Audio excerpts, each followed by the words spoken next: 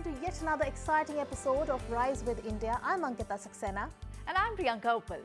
And for the next half an hour, we take you through all the developments in the political and the economic front in our country, and also why India is at the heart of the GCC growth. And last not the least, Ankita will also have Rise with India personality for this week who made millions of girls smile. So let's not wait further. Let's get started with the headlines. Prime Minister Narendra Modi led NDA wins the third consecutive term, retaining power at the head of a ruling coalition. Post 1962, this is the first time that a government is coming back for the third consecutive term.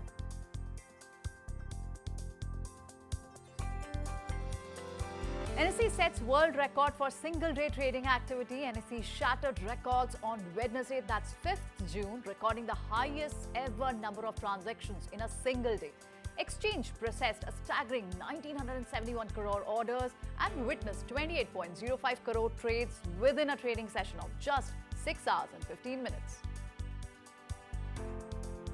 Q4 FY24 corporate earnings ended on a strong note with widespread outperformance across aggregates. Nifty delivered a strong beat with a 12% year-on-year PAT growth. Autos, financials, along with healthcare, capital goods and cement drove the beat. The number of high net worth individuals in India rose over 12% in 2023 versus 2022, bringing the total number of high net worth individuals to 35.9 lakh as per the Capgemini Research Institute World Wealth Report. This was aided by market buoyancy in 2023, sparking a $3.8 billion increase in country's HNI's wealth. And now it's time for the big story of this week, which is about India's increasing share in global capability centers in the Asia-Pacific region. Well, Indian offshoring market has evolved itself as a significant occupier in the office space globally, with leasing over 46% in 2023. This registers an increase of 26% from the previous year. Global capability centers are operating in IT services, BPO, engineering services, and software product developments. These centers perform a variety of functions for their parent organization and have grown significantly in number, headcount, and stature. Cities like Bangalore, Hyderabad, Delhi NCR, Mumbai, Pune, and Chennai are the most popular destinations, which is offering a conducive environment. With their robust infrastructure, access to talent and supportive ecosystem, India seems to be at the heart of GCC growth momentum. And to understand this space today, we have a very special guest who will make us understand the India offshoring market, how fast it can grow. We have Gaurav Gupta, partner and GCC Industry Leader from Deloitte. Gaurav, thanks very much for joining us. Out of all the continents, offshoring in Asia-Pacific region is growing at a very significant pace. And within this region, within the Asia-Pacific region, India, because of its own set of competitive advantages, is actually at the heart of the growth momentum.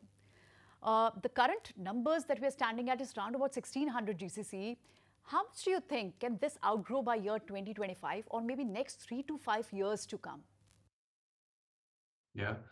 See, I think, GCCs have had a good run based on how they have helped the global organization drive transformation, efficiencies, and value creation. And what we see almost on an annual basis is close to around 50 to 70 new GCCs that come into India. These are both large global organizations, Fortune 500, Forbes 2000, and increasingly a lot more what we say in the global terminology, mid-size organizations, right? So I think we expect that run to continue.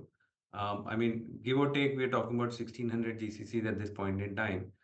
So I think by 27, 28 times, we're probably talking about 2,000 odd GCCs to be set up in India. So that's the kind of growth that we are talking about in terms of number of GCCs. But what's also happening in parallel is that if you see a lot of existing GCCs are expanding as well, and they're going to tier 2 cities, tier 3 cities, they're expanding their own capacity, they're going into larger campuses, etc. So I think there are both kinds of growths happening. So one is new GCCs coming in and second is existing ones expanding. But my answer to your question in terms of numbers, I think maybe close to around 2,000 odd GCCs by 2027, 2028 is what we are looking at. Right, Gaurav. Gaurav, so we have GCC centers for varied industries. We have almost 150 multinationals across 8 centers, spread across the country. Do you think it can penetrate further? What are the competitive advantages that India offers? And, what makes India such an attractive destination for these multinationals? I would say there are multiple reasons for it.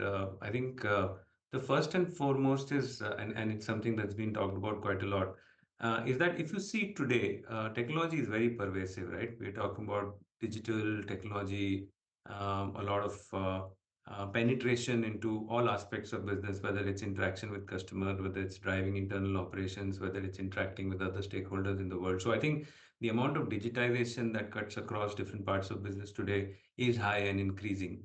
And if you see India from a positioning perspective is recognized as the hub for digital talent, right? Rather, I would say more techno-functional talent, not just digital talent. So I think when organizations look at, techno-functional and digital talent at scale, India is the only place where they get that kind of talent availability. I think that's one. The second is, over a period of time, if you see, there's a fair amount of outsourcing that has happened to Indian service providers. There are quite a lot of GCCs that are there. So it's also like attracts like, right? So somebody who's seen that success come to them or come to one of their peers or, another organization in their industry, they basically say that if it's been tried and tested, then why do I need to go and experiment elsewhere, right? So then India again becomes a place of choice. And the third one is if you look at even from a business concentration, this is something that gets talked about a lot within the organization construct. When you talk about business concentration or disaster recovery, etc., India being a large geographically spread country, you can have multiple centers within India itself. From a VCPDR perspective, you don't need to go elsewhere. So I would say it's a combination of various things, starting from digitization, seeing the success of others, and India offering a lot of advantage in terms of VCPDR, and also obviously efficiencies and cost at the bottom of it, right? Because at the end of the day, that's how the journey started. Is that when you're looking at so much of talent at scale, it also comes at very efficient cost structures within India, which help generate more value and justify more value. All right, so here's to India's expansion of the GCC centers in the Tier 2 and the Tier 3 cities as well. But with that, it's time for us to slip into a short break. But don't go anywhere. After the break, we get you a special interaction with a very special guest after the break.